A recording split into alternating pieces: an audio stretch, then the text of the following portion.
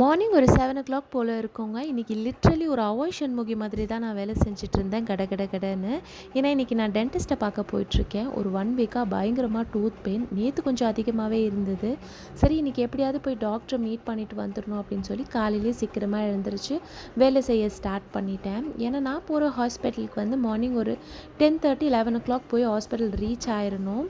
ஏன்னா, அங்க அதிகமா கூட்டம் வருவாங்க. இன்கேஸ் லேட் ஆயிருச்சு அப்படின்னா, ஒரு பெரிய கியூல நின்னு டாக்டரை போய் உள்ளே மீட் பண்ணுறதுக்கே ஒரு 2-3 ஹவர்ஸ் கிட்ட வெயிட் பண்ணுற மாதிரி ஆகிடும்.